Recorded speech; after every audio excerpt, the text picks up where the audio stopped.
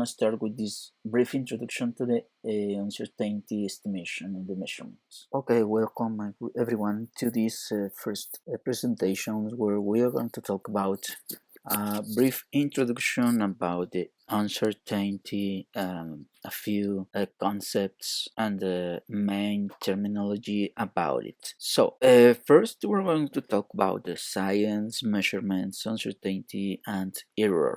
Uncertainty estimation in the measurements. It's like if we're talking about a baseball game. Imagine that we are this player and we have this big glue, and then imagine what we can do with this big glue. Obviously, we can make a bigger our chance to catch the ball. That is obviously, but imagine how difficult it's going to be to handle this big globe, the weight of this big globe.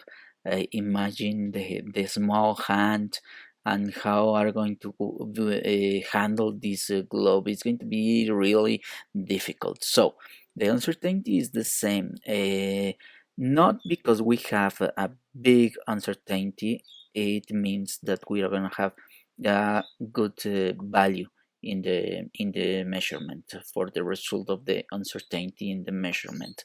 So then, in order to start understand this uncertainty topic, we're going to talk about the measurement and uncertainty. Well, so most experiments require scientists to make measurements. Measurements are really exactly the same. Measurements are always somewhat different from the true value, and these deviations from the true value are called errors. When we are scientists, or not precisely when we are in the laboratory doing some practice, or when we are in the industry and then we require to make any measurements, we are going to do a measurement and then we are going to estimate the uncertainty in our measurements. So every time we repeat this measurement, we are going to have every time different results. This is normal. This is according to the measurements, according to the instruments we use, according to the method we are using. Every time we develop these different measurements, we're going to have different values. So how do we know that the result is according to the true value? Well, in this case, we are going to talk about what is the true value. The true value is a value that is not existent. It's something that we in the real world we are not be able to acquire. Why? Why is this? Because the true value is the value that we really don't know. And how can we get this true value? This true value is going to be acquired just by some definition or just by the realization of the international standards for the units. Okay, and then always that we are going to perform our measurements, we are going to have these deviations from the true value, and then these deviations are going to be called errors. Okay, this is a very important word that in the metrology we have to understand precisely the errors. What is these errors called? The errors are the deviations from the true value that we are going to have. The errors are classified into main kind of errors. We're going to talk about them later on. So the sources of the error, which can be our sources of error. Well, the two sources of error in a measurement are: number one, the limitations in the sensitivity of the instruments. When we perform our measurements in the industry, in the laboratory, or every place we are going to be required to perform any measurements, the main artifact that we use is an instrument. a measurement device. And then what it means that we are going to perform our measurement with the device that we have in that moment. We cannot perform a measurement of any measurement like a mass, like a time, like a pressure with a very precise instrument if we don't have it. We are going to perform it with the instrument that we have at that moment. And that instrument is going to give us the amount of error. Second source of error in a measurement is the imperfections in the experimental design or measurement techniques.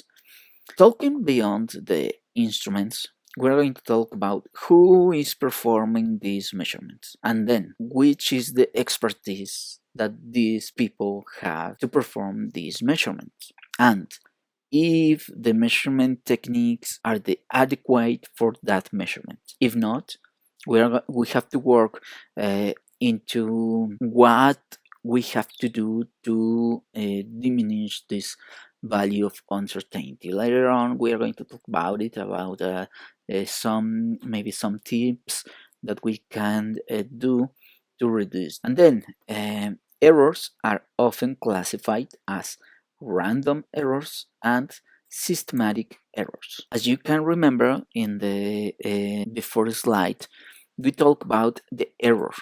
That was the difference between the measurement that we perform in a certain moment and the true value. So this error has two components: random errors and systematic errors. We are going to talk about them. First, we're going to talk about the random errors.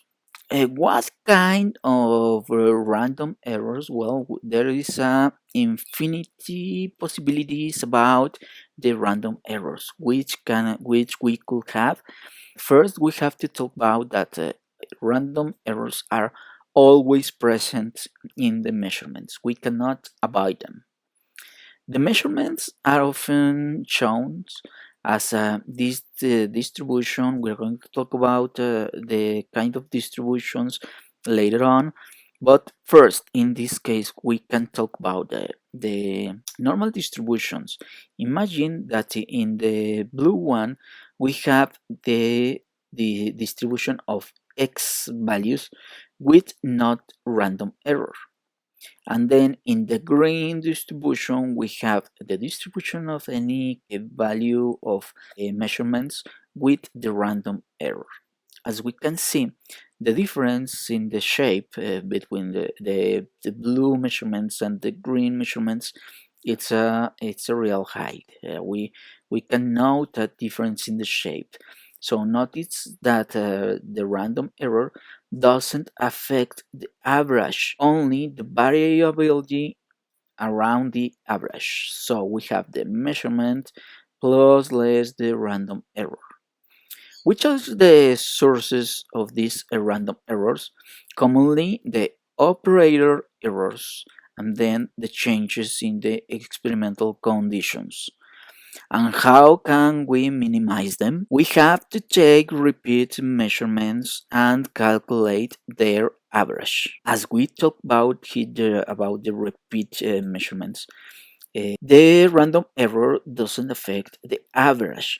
So, how many measurements do we have to perform in order to obtain the bare estimating of the bare number of our final value? We're going to talk about it later on. So, the other kind of error is the systematic errors. The systematic errors are typically present. They are present in the measurements, but in a specific way. The measurement are given as these two examples of distributions. In the red one, we have the systematic error, and in the blue one, we have the distribution of some value of x with the no systematic error.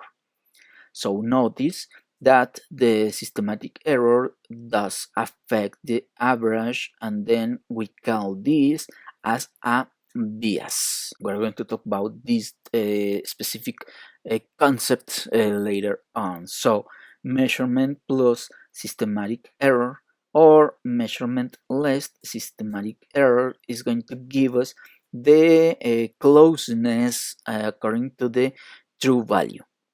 Which are the main sources of these systematic errors? Commonly instrumental, physical, and human limitations. For example, the device is out of calibration is the most commonly example of these systematic errors. And how can we minimize them? With a careful calibration. What we mean with careful? Well, the calibration of our device must be done with a accredited laboratory that can give us the correct traceability to the international measurement laboratory, and in using the best possible techniques. Until here is the first introduction about the uncertainty estimation. As we can see, we talk about just the uncertainty, what is the importance, what this means, and then there is a relation between the uncertainty, error, and then that we call that the error it's conformed by two kind of errors, systematic and random, and we there are several forms to minimize them. Why minimize them? Because the errors cannot be eliminated. We can minimize them, but we never can eliminate the errors. Imagine talking about the random errors. What could be a error in the measurement? Well, maybe the distraction of the operator in the calibration. That is one random. Maybe a change in the conditions of the environmental conditions, and then every time we're gonna have a different random error. So that is why we cannot avoid them. We can minimize them. We're going to talk about some other interesting concepts in the next videos.